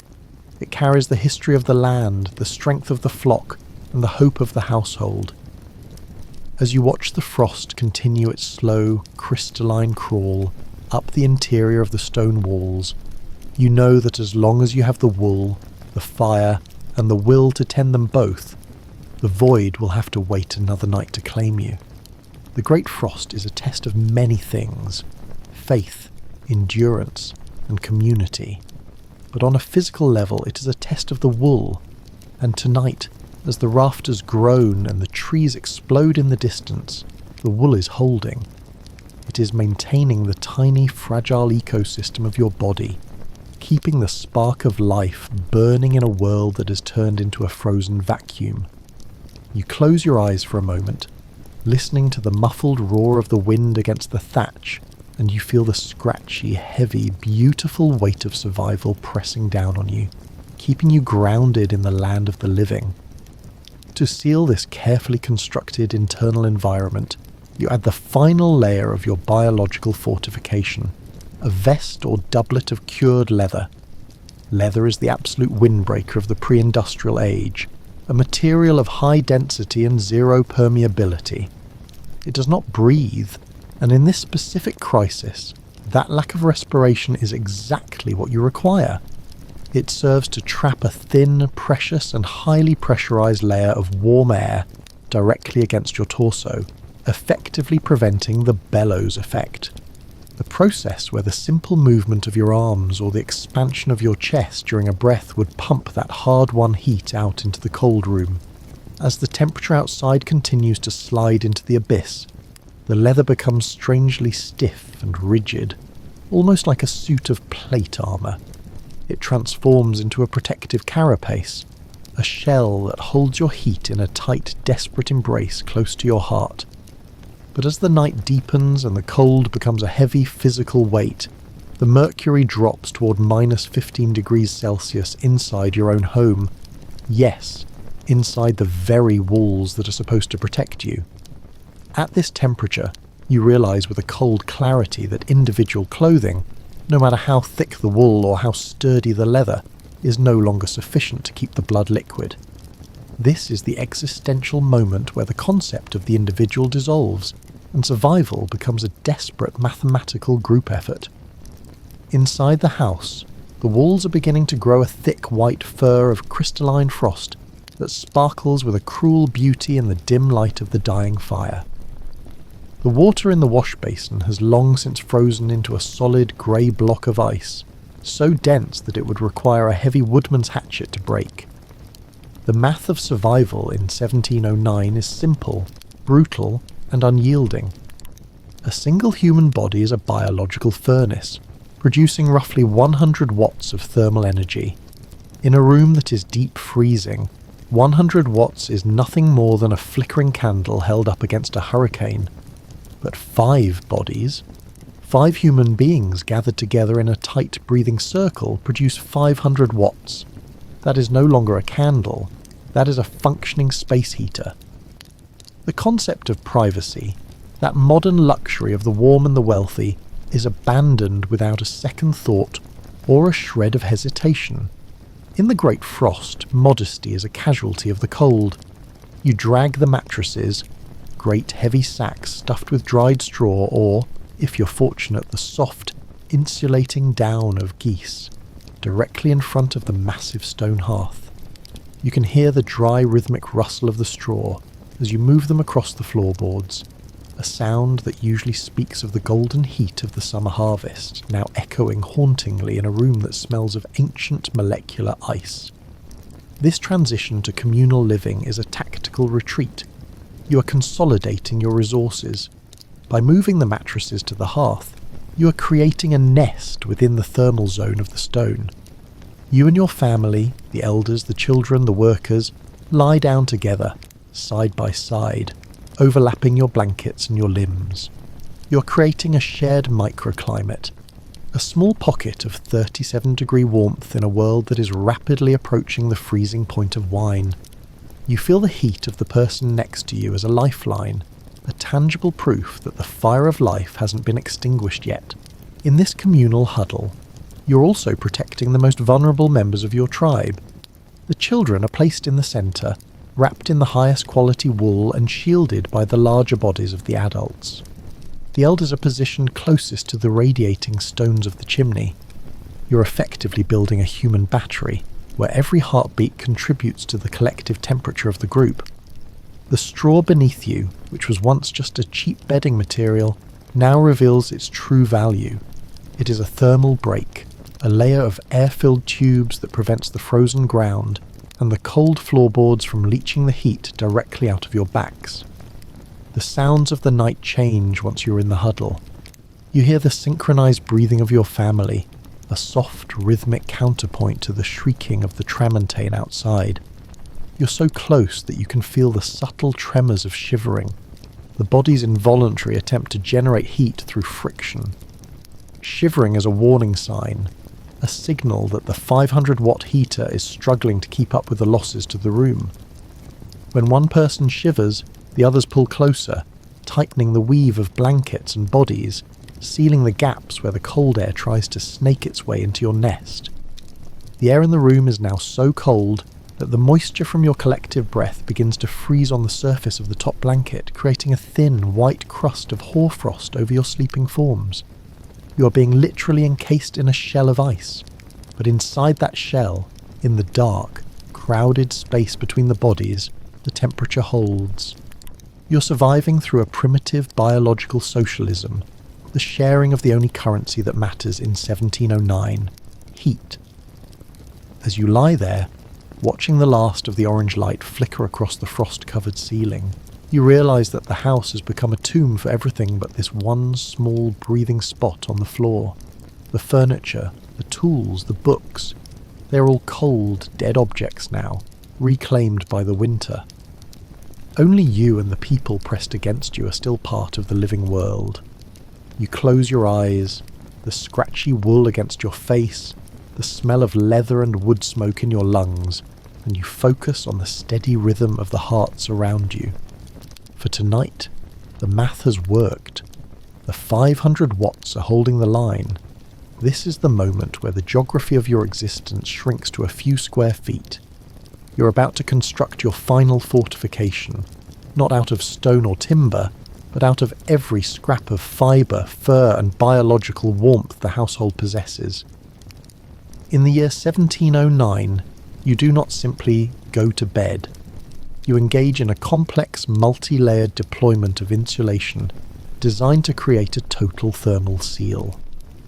You look around the room and you realise that everything must be repurposed for the sake of the pulse. You reach for the walls and pull down the heavy hand-woven tapestries, those sprawling, dense works of art that have depicted hunts, spring festivals and lush green forests for generations of your family. In warmer times, they were symbols of status and history. Tonight, they are heavy-duty tactical insulators. Their tight double-weft weave acts as a thick, impenetrable barrier against the descending chill that is already starting to crystallize the moisture in the center of the room. You drape them over the base of the mattresses, their weight pressing down like a heavy hand, sealing the edges where the cold air seeks to sneak beneath you. Once the tapestries are in place, you begin to layer the biological defences. You add the sheepskins, still thick and greasy with the natural lanolin that helped the animals survive the high-altitude mists. But if you're living in the high mountains of the Jura, or near the deep, dark forests of the Ardennes, you reach for the ultimate weapon in the war against entropy, the bear skins, bear fur. These are the ultimate thermal barriers provided by nature. The long, coarse guard hairs act as a physical shield against air movement, while the dense, woolly underfur creates a trapped layer of stagnant air that is nearly impossible for the cold to penetrate. Wolf and fox furs. These are used as gasket materials tucked into the gaps around the neck and shoulders to prevent the bellows effect from pumping warm air out when someone shifts in their sleep. Down quilts. For those fortunate enough, these provide the loft needed to trap the maximum amount of air per square inch. You're creating an impenetrable canopy, a mountain of fibre and fur that serves as the roof of your new microscopic world. You crawl into this massive construction of fibre and fur with your entire family. The concept of personal space is a ghost of a warmer world. You lie so close that you can feel the rhythmic, synchronized expansion of your children's chests. You can hear their shallow, steady breathing, a soft sound that becomes the most important rhythm in the universe. Underneath this mountain of covers, you're engaged in a fascinating piece of biological engineering. The math of survival in the Great Frost is uncompromising. A single human body, through the metabolic process of cellular respiration, generates approximately 100 watts of thermal energy. In the vast, freezing vacuum of the cottage, 100 watts is a drop of water in a desert. But when you huddle 5 people together, you're no longer 5 individuals. You're a single, collective 500-watt space heater. This heat, generated by the internal combustion of the lard and porridge you ate earlier, is now trapped. It cannot escape through the layers of wool, leather, and bare fur. Within 30 minutes, a remarkable transformation occurs within the nest. The air under the covers, which started at a biting -15 degrees Celsius, begins to warm. It doesn't just get warmer, it becomes thick, humid, and heavy. This is the humidity of life.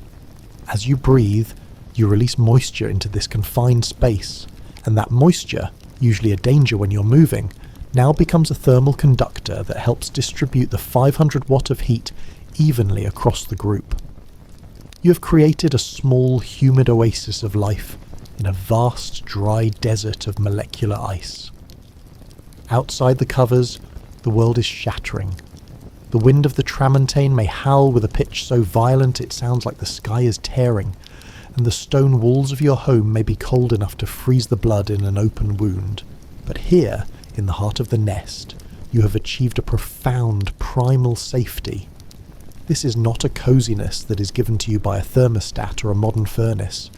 It is a coziness that has been earned through labour, through the hauling of wood, the carding of wool, and the strategic abandonment of privacy. Every single degree of warmth you feel against your skin is a hard-won victory against a universe that wants you to be as cold as the stars. You lie there in the dark, your eyes fixed on the ceiling.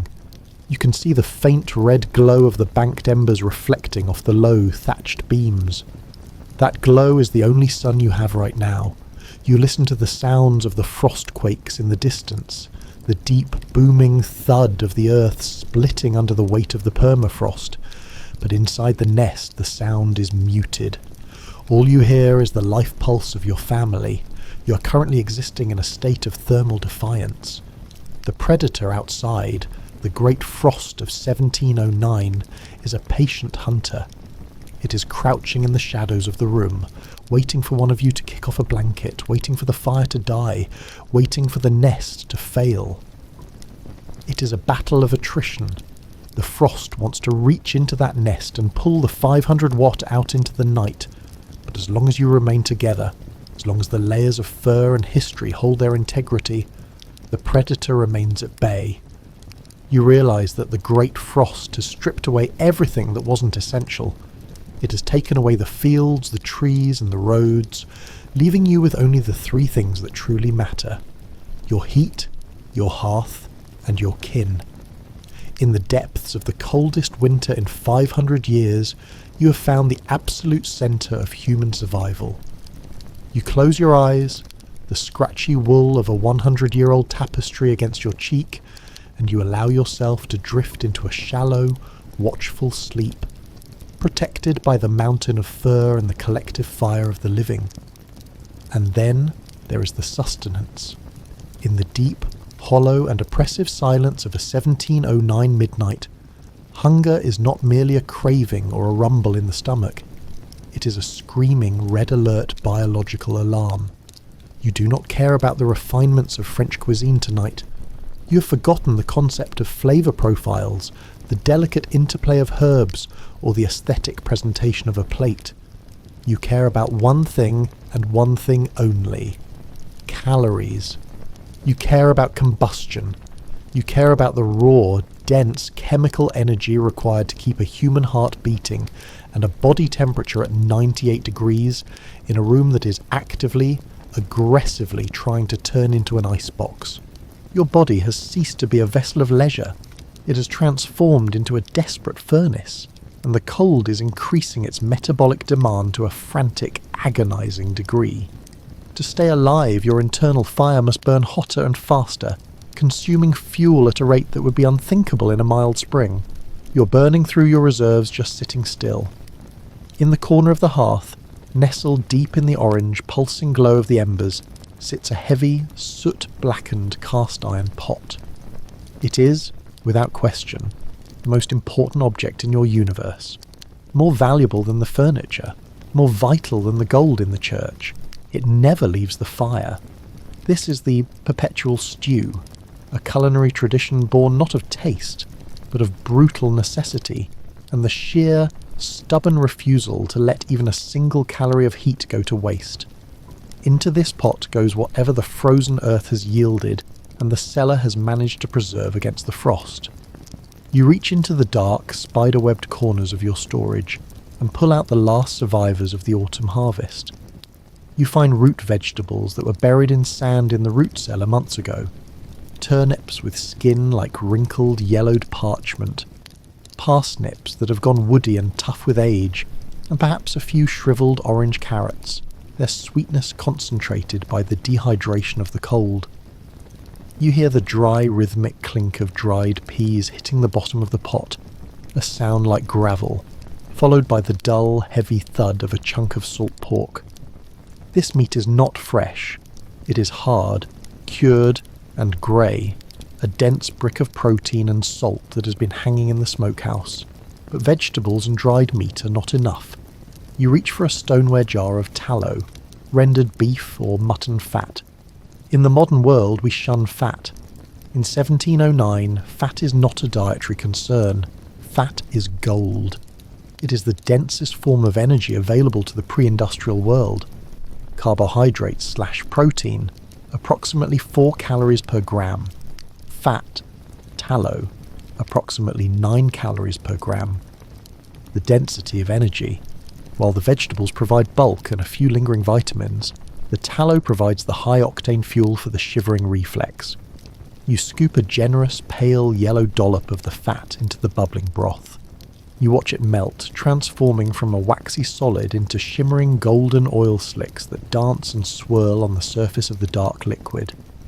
This is not just food, it is liquid heat.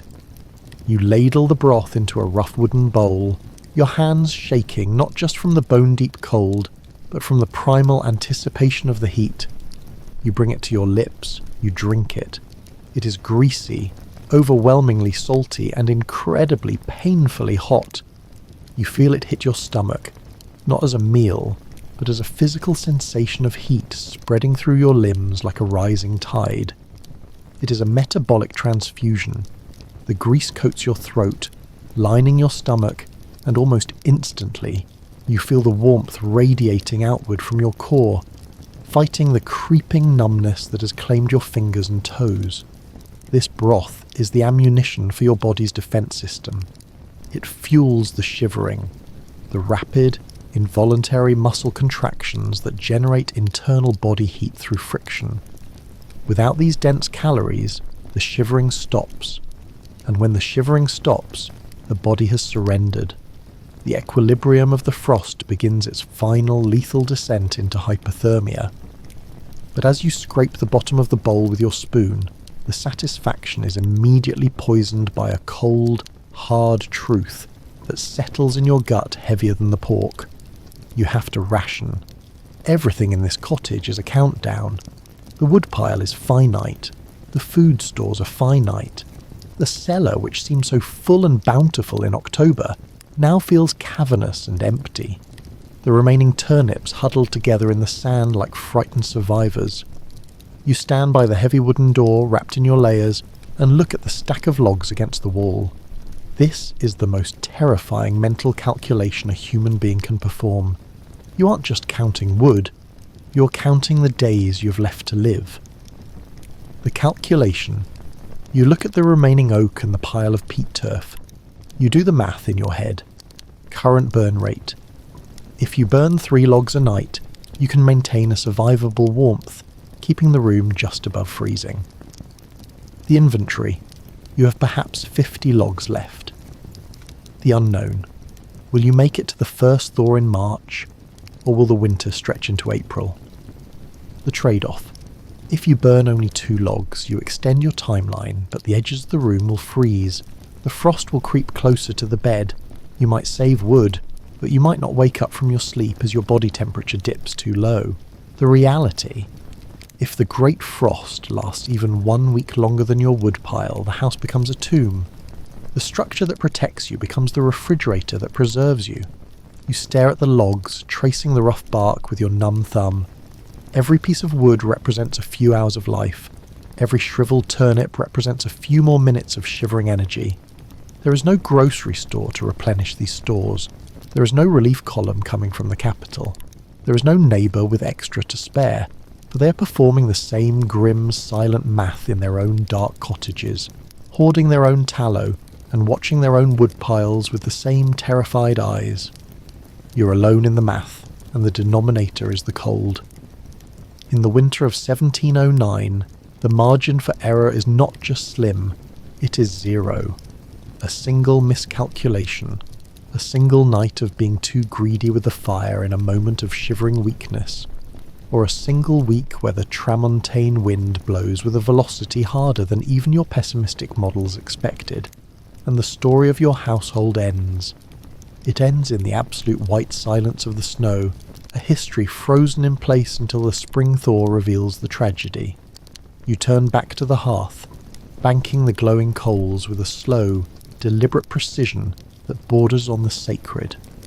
You are the master of this small, flickering kingdom of heat, and for tonight, the grim math is in your favour. But you know the truth. Tomorrow is merely another night of the siege, and the winter has only just begun to show its teeth. Now, I want to transport you briefly away from the flickering shadows and rough-hewn timber of our humble cottage. I want to take you into a world defined by gold leaf, polished marble, and an almost impossible level of architectural grandeur. Because sitting here by your modest hearth, it is only natural to entertain a comforting thought. Surely the king is warm. Surely those with the weight of empires and the riches of nations behind them are spared this indignity. It is a psychological balm to believe that wealth, power, and influence can buy a permanent barrier against the wrath of the heavens. But this is where the great frost of 1709 becomes truly terrifying. It was not a respecter of titles, lineages, or divine right. It was a ruthless, universal equalizer that dismantled the hierarchy of man. In the face of this unprecedented thermal anomaly, the crown was no more protective than a peasant's wool cap. To understand the absolute reach of this catastrophe, we must look at the epicenter of European wealth and power, the Palace of Versailles. At this moment in history, Versailles is the most sophisticated, technologically advanced structure on the planet. It is the seat of the Sun King Louis XIV, a man who famously declared, "I am the state." We have a unique, haunting window into this frozen world through the private letters of Elizabeth Charlotte, the Duchess of Orléans, known to history by her affectionate nickname, Liselotte. She lived within those legendary gilded walls, surrounded by an army of thousands of servants, massive fireplaces large enough to roast an ox whole, and access to the finest, most exotic furs that the global trade networks could provide. And yet, her correspondence from January 1709 does not read like the diary of a royal. It reads like a desperate dispatch from a shipwrecked sailor lost in an Arctic waste. The sheer scale of Versailles, once a symbol of the king's dominance over nature, became its greatest liability. The palace was designed for the display of power, with soaring ceilings, vast galleries of glass, and marble floors that were masterpieces of aesthetics, but nightmares of thermodynamics. Marble, you see, is a perfect conductor of cold. By the second week of January, the Duchess recorded that the cold had successfully breached the inner sanctums of the royal apartments. Despite the hundreds of cords of wood being fed into the great chimneys of the palace, The heat could not compete with the sheer volume of the rooms. The Duchess wrote of sitting in her apartments, wrapped in a mountain of furs, while the wine in the king's own glass, the King of France, froze solid within minutes of being poured. Imagine the scene, the most powerful monarch in the world, sitting at a table of gold, watching the red wine of Bordeaux turn into a block of crimson ice before it could even reach his lips. This was the reality of 1709. The cold had infiltrated the very blood of the monarchy. Lieslot's letters describe a world where the etiquette of the court collapsed under the weight of survival. She spoke of the frightful cold that made the very air inside the palace feel like it was made of glass. She recorded the sound of the grand mirrors in the Hall of Mirrors cracking and shattering as the wood behind them contracted, a sound like pistol shots echoing through the empty frozen galleries. The servants, usually invisible and tireless, were found frozen in their communal quarters. The grand fountains of the gardens, designed to show the king's command over water, were now jagged, silent sculptures of ice that would not melt for months. In her letters, the Duchess confessed that she stayed in her bed for weeks at a time, surrounded by heated stones and barking dogs for warmth, writing her correspondence with ink that she had to constantly thaw over a candle. Even in the heart of the most powerful empire in Europe, the Great Frost had established its reign, proving that when the sun itself turns away, no amount of gold can bring back the heat. Imagine her now, a figure of immense power and lineage, sitting at her grand mahogany desk in the heart of the Palace of Versailles. She is wrapped in layers of heavy sable and ermine, furs trapped in the wilds of Russia and brought to France to serve royalty, her silhouette swollen by the sheer volume of fabric required to keep her heart beating. Just feet away, a fire is roaring in a marble hearth large enough to stand in. A literal mountain of seasoned hardwood is being consumed to keep the room habitable. The light of the flames glints off the gold moulding, the crystal chandeliers, and the priceless tapestries that line the walls. And yet the Duchess of Orléans reaches out a trembling gloved hand to dip her quill into the silver inkwell. She expects the soft, fluid resistance of liquid, the familiar dip that precedes a thought. Instead, the nib of her pen strikes a hard, unyielding surface with a sharp, crystalline clink. The ink has frozen solid, not in a draughty hallway, not in a servant's quarter, and not in a cellar, but right there on her desk in the centre of the most powerful palace in the world, just arm's length from a blazing fire. Think of the silence of that room, a silence so deep, so pressurized, that you can almost hear the frost growing on the gilded mirrors. She writes in her letters of the deep, biting cold that seemed to possess the very stones of the palace, a cold that ignored the boundaries of status. Versailles was built for the glory of the sun, for summer parties, garden strolls, and the display of absolute light. Its architecture, while magnificent to the eye, was a thermal disaster in a crisis. The very grandeur that symbolised Louis XIV's power, the soaring 30-foot ceilings, the vast, echoing marble galleries, and those massive floor-to-ceiling windows became weapons used by the frost against the inhabitants. In the physics of 1709, Versailles was an impossible space to heat. The warm air from the fireplaces, following the laws of thermodynamics, rose instantly into the vast, cavernous voids of the frescoed ceilings, pooling uselessly far above the heads of the court. This left the floor level, where the humans lived and shivered, in a stagnant pool of freezing air. The marble walls and floors, beautiful and cold, acted as massive heat sinks. They drew every watt of radiant energy from the room and radiated a black cold that felt like it was pulling the life out of your skin. The massive windows, thin and poorly sealed by modern standards, were essentially gaping holes in the building's thermal armour, allowing the tramontane wind to strip the heat away with terrifying efficiency. But perhaps the most striking, almost hallucinatory image of this frozen aristocracy comes from the king's own dining hall. Imagine the Sun King himself, Louis XIV, the man who believed he moved the stars and dictated the culture of Europe, sitting at a long table laden with silver and gold. The servants, shivering in their livery, bring out the finest vintages of France, the deep red wines of the south that should be the blood of the earth. But as the bottles are uncorked, the liquid does not flow. The wine has frozen into solid, translucent blocks of red ice. To serve the king, the servants had to take hatchets to the wine. Can you hear the sound in that grand, freezing hall?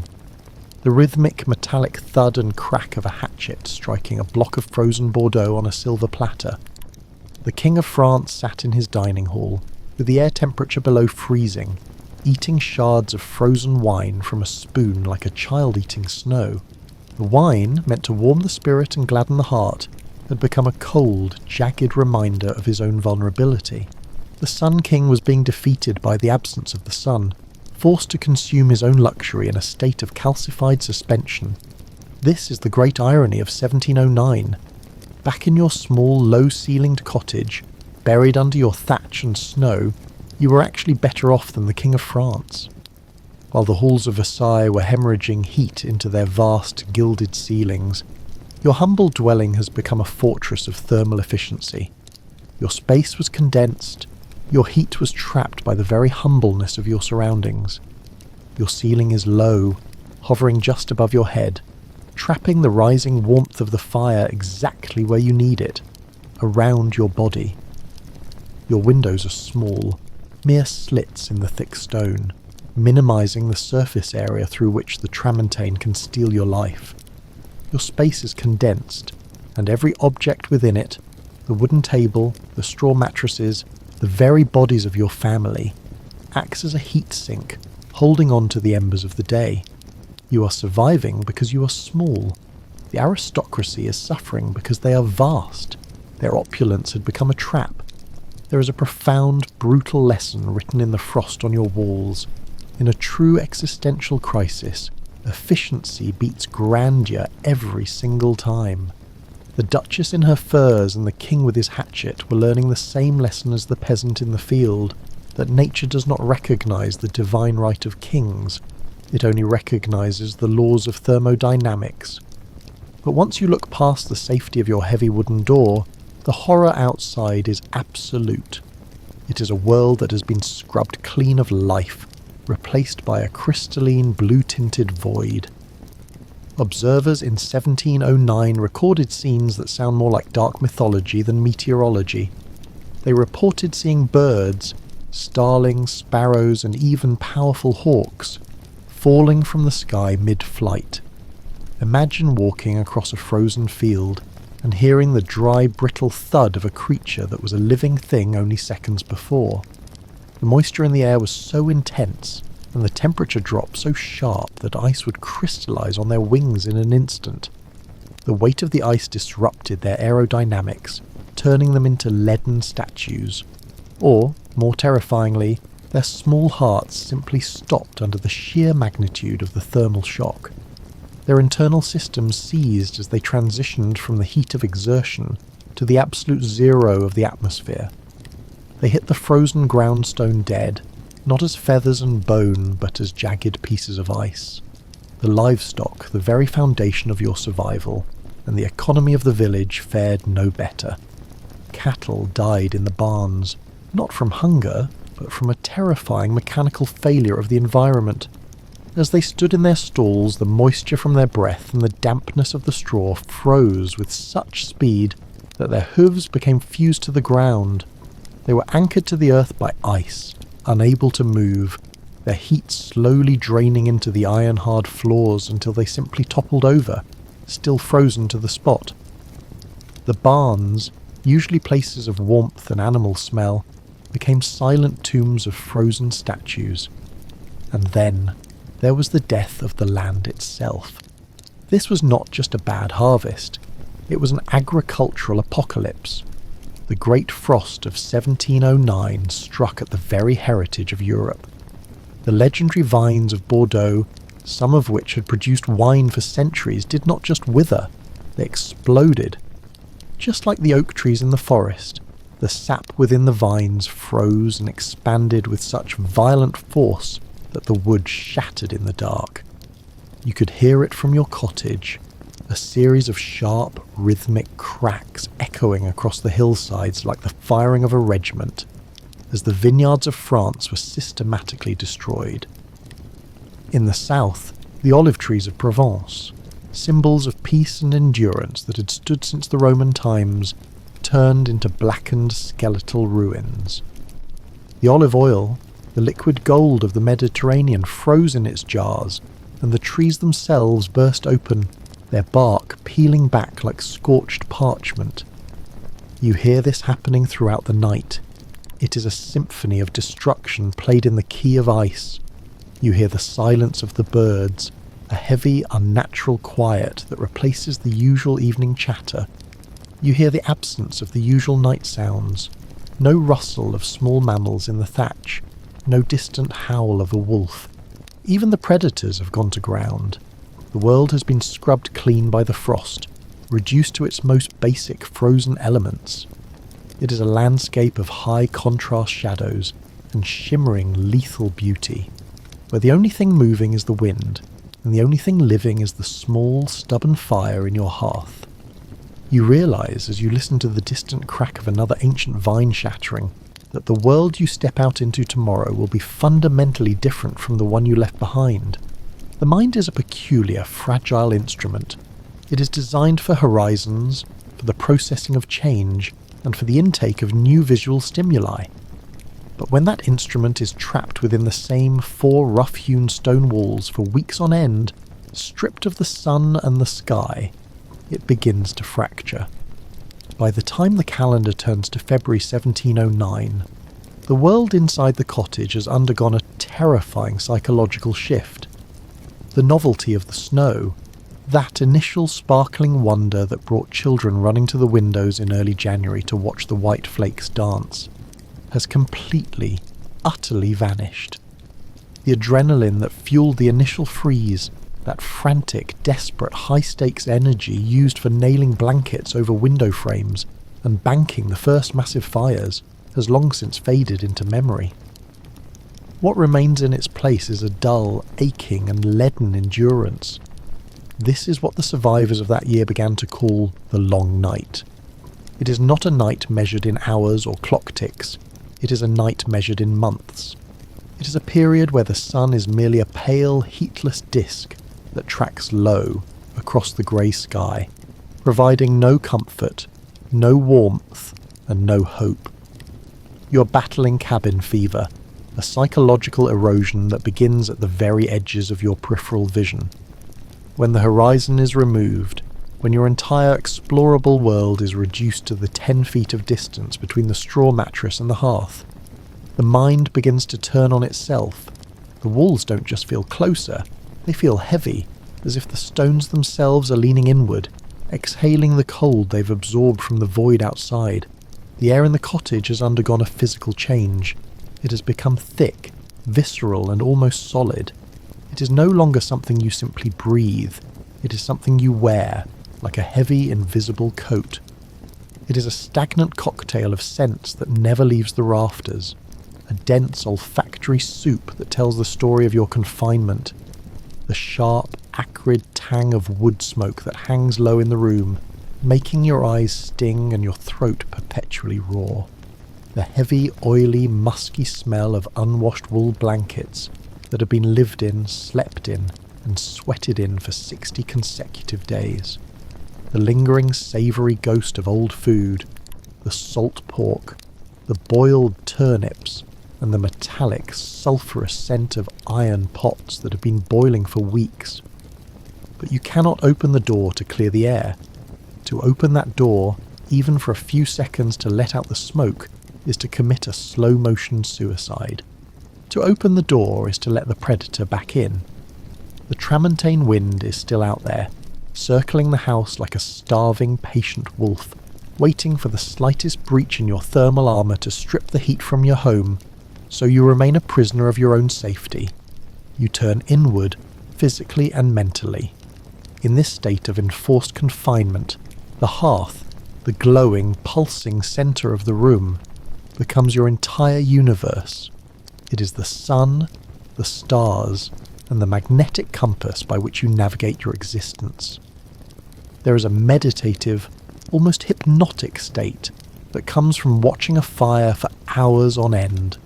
In the 18th century, this was the primary form of television, the only screen that offered a changing picture.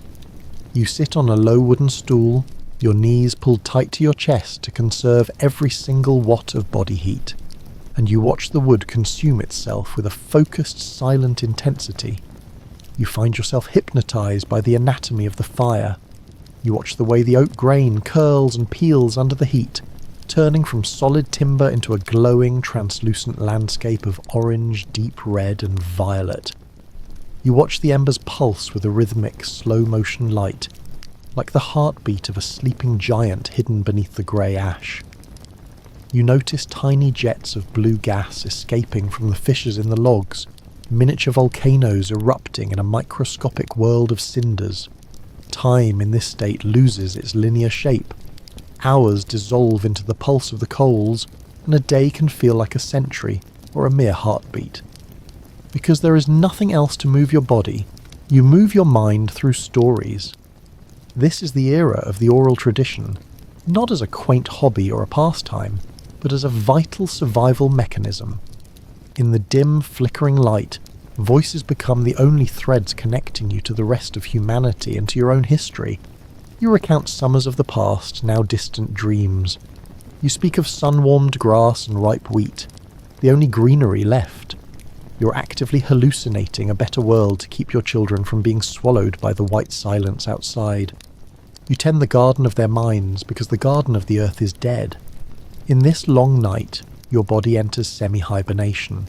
Deprived of sunlight and fueled by tallow, you sleep 16 hours at a time, a biological imperative to conserve energy.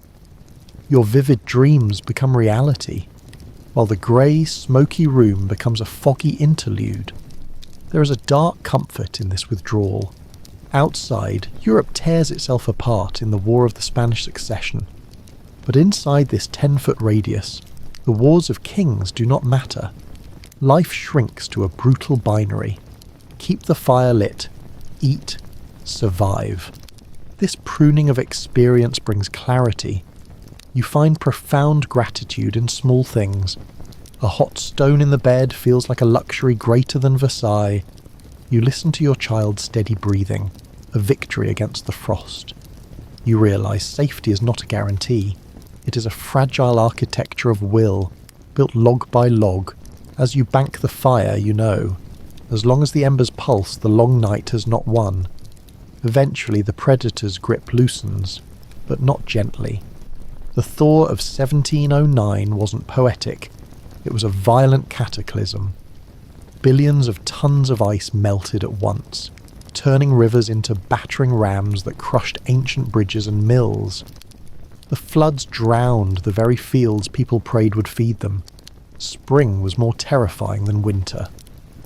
The year of the hunger followed. The winter wheat was a rotten mess. Vineyards were shattered skeletons. Prices skyrocketed 500%, and millions who survived the cold succumbed to starvation. The frost was the first horseman. The famine was the second. But you survived. Most of us today live in a world of invisible fortifications and central heating, yet we still love the sound of a storm when we are safe inside. It is a genetic memory of when the hearth was the only thing standing between us and infinite darkness. It is a memory of when safety was hard won. We tell these stories to honour that resilience. I'm interested in your context. Where are you listening from? Is it snowing, or are you in sweltering heat? Drop your city and temperature below. And if you want to join us for the next descent into the darker corners of history, hit that subscribe button. We have more storms to weather. Stay warm, stay safe, and until next time, sleep well.